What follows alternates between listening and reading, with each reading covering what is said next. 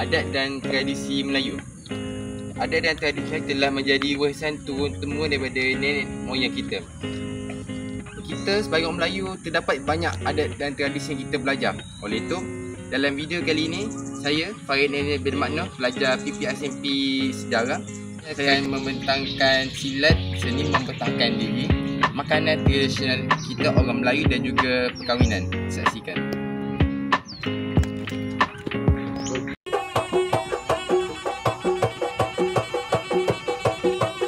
Silat gayung adalah sebuah seni bela diri Melayu yang dipercayai berasal dari zaman Kesultanan Melayu Melaka dan diasaskan oleh Datuk Mir Abdul Rahman.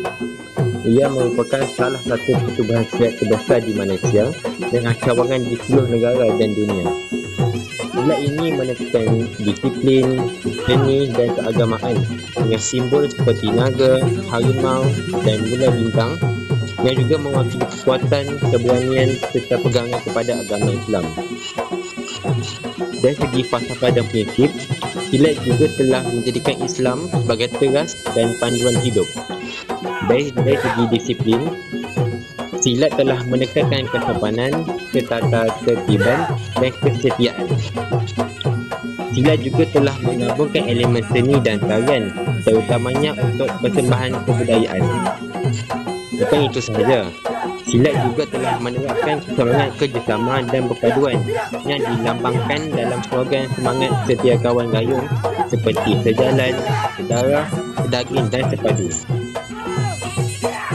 Dari segi sejarah silat gayung, silat seni gayung mula berkembang di Pulau Besar Singapura pada akhir tahun 1949. 7 orang murid pertama yang menjalani upacara pelima tapak ialah Ahmad Sudi, Mansur Fadal, Ustaz Mansur, Sin Wan, Jun Hanim, Husni Ahmad dan Salim. Sin Wan, Jun Hanim dan Salim merupakan anggota Jabatan Siasatan Jenayah Singapura yang terawal menjadi murid gayung. Pusat latihan silat seni gayung pada tahun 1950 di Pulau Besar Singapura ialah dibakar sampah. Pada tahun 1950-an, ramai bintang filem Melayu mempelajari silat seni gayung, antaranya Yasmi Ahmad, Naim Yatimah, Rahmah Buti, Datuk P. Ramli dan Abdul Rahim. Puncaknya dalam tahun 1956, Datuk Oni bin Jaafar, seorang tokoh politik dan pemimpin Melayu yang disegani, telah menjadi murid gayung. Beliau telah dilantik sebagai penasihat agung dan waris beradat silat seni gayung. Dalam video tadi kita telah melihat tentang seni membentangkan diri iaitu silat. Persoalannya, kita remaja sekarang kurang sangat kita memperlihatkan silat. Sekarang orang remaja seperti kita banyak tengok lebih kepada taekwondo daripada Korea. Tapi sepatutnya kita sebagai anak Melayu, kita kena mempertinggikan dan mempertabatkan kita punya silat. Jadi nasihat saya lah kepada kita semua termasuk saya sendiri, kita perlulah memelatihkan silat dan mempelajari silat dan memahami silat, dan seterusnya kita dapat mempertahankan silat ini dan mempertahankan silat daripada pupus. Seterusnya saya akan membentangkan tentang makanan-makanan tradisional orang Melayu iaitu nasi lemak, lemang dan ketupat. Saksikan.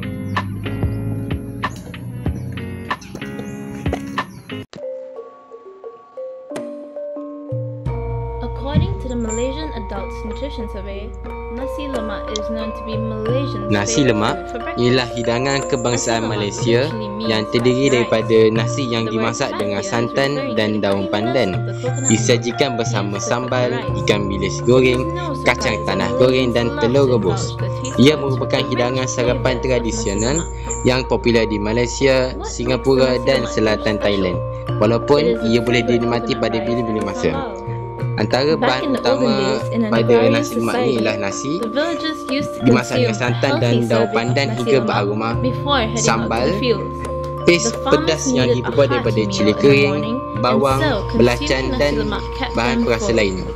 What's ikan more bilis yang interesting digoreng is rangup, the nasi lemak kacang dish tanah yang covers digoreng, all the food telur groups. rebus yang dibelah The rice dua, contains dan carbohydrates. irisan timun yang The segar. sambal contains oil and Cara the hidangan protein nasi comes from lemak the ialah anchovies. biasanya The dibalut preparation dengan of the daun nasi lemak pisang rice is untuk important mengekalkan to ensure aromanya the rice smells dan fragrant kehangatannya, once cooked. lalu When making dihidangkan nasi lemak bersama rice the semua bahan traditional way, pelengkapnya.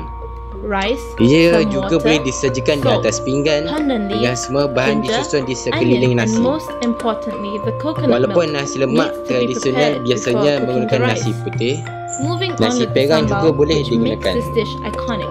Sambal yang One of the dimasak key juga boleh ingredients diolah used to mengikut make cita the sambal rasa, is a dried sama ada anchovy. manis, Back in the olden pedas, days, it was ataupun easy for masin. people to get their hands Hidangan on nasi some lemak anchovies juga boleh as they ditambah were dengan cheap lauk sampingan and easily seperti available. ayam goreng, The rendang anchovies make the ataupun sambal taste paru more sambal. authentic than ever.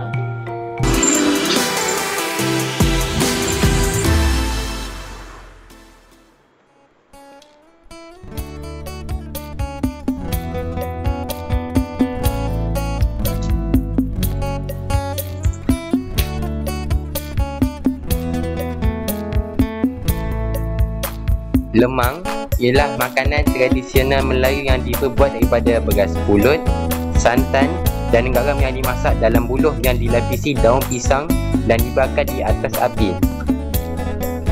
Ia terkenal sebagai hidangan wajib semasa musim perayaan seperti Hari Raya dan sering dimakan bersama gedang atau serunding. Cara pembuatannya ialah beras pulut direndam, kemudian dicampur dengan santan pekat dan garam. Cara pembungkusannya, campuran pulut dimasukkan ke dalam buluh yang telah dilapisi daun pisang. Ketupat. Ketupat ialah makanan tradisional yang dibuat daripada beras yang dibungkus dengan anyaman daun kelapa muda atau daun palma. Kemudian direbus atau dikukus sehingga padat. Terdapat 3 jenis ketupat, iaitu ketupat nasi yang diperbuat daripada beras nasi dan biasanya dibungkus dengan daun kelapa. Yang kedua, ketupat pulut menggunakan beras pulut sebagai bahan asas dan sering dibungkus menggunakan daun palas. Yang ketiga, ketupat palas. Ketupat segitiga yang diperbuat daripada beras pulut dan dibungkus menggunakan daun palas. Ia biasanya dimakan bersama rendang, serunding atau kari. Dalam video tadi kita telah melihat tentang nasi lemak, lemang dan ketupat. Antara 3 ni, makanan ini masih lagi terkenal dan kekal hingga sekarang.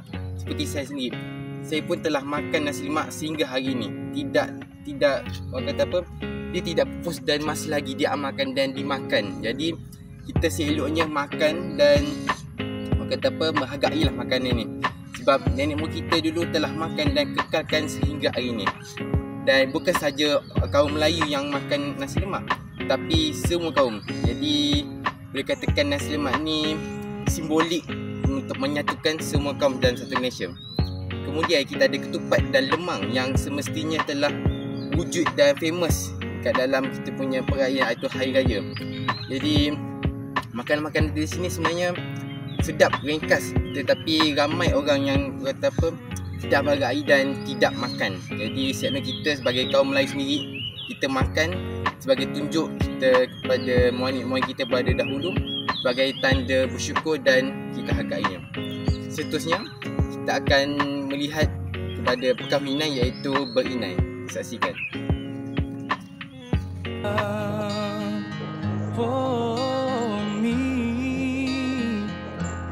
Berinai. Berinai ialah adat tradisional Melayu yang melibatkan mewarnakan kuku, jari tangan dan kaki pengantin dengan inai sebagai simbol persiapan perkahwinan. Terdapat 2 jenis utama, iaitu berinai kecil dan berinai besar yang biasanya diadakan beberapa hari sebelum hari perkahwinan. Selain tujuan kecantikan, adat ini juga dipercayai mempunyai tujuan menolak bala, melindungi pengantin daripada kejahatan dan meningkatkan kewibawaan. Berinai kecil bermaksud bahawa dilakukan pada hari selepas berinai curi dengan proses yang serupa. Berinai curi ialah sering diadakan pada petang hari sebelum berinai kecil. Dan terakhir, berinai besar. Berinai besar dilakukan semasa malam menjelang hari perkahwinan dan disaksikan oleh tetamu jemputan. Dalam video tadi kita telah melihat tentang perkahwinan. Saya akan terangkan sikit tentang hukum agama. Pasti tahu dalam perkahwinan kita akan berinai dengan semua jari. Untuk pengantin wanita kita akan menginaikan semua jari. Itu boleh. Itu boleh kat Islam. Tetapi untuk bakal pengantin lelaki, dalam hukum Islam sebenarnya 3 jari pun tidak digunakan sebenarnya. Jadi seeloknya lah kita sebagai kaum lelaki yang pengantin lelaki yang akan berkahwin nanti tidak perlu pakai, sebabnya Islam telah memberitahu bahawa inai ini merupakan barang perhiasan wanita. Jadi apabila kita pakai, dia akan dikira kita meniru dan menjadi perempuan, menjadi wanita. Jadi seloknya kita elakkanlah, okay? Dan itu sahaja untuk video kali ini. Saya harap semua dapat faham dan ambil cakna tentang adat dan tradisi kita. Kita sebagai orang Melayu, remaja yang akan membesar pada masa akan datang, kita perlulah menjaga adat dan tradisi warisan nenek moyang kita dan untuk mengelakkan daripada pupus di telan zaman. Saya Farid Daniel. Sekian, terima kasih. Assalamualaikum.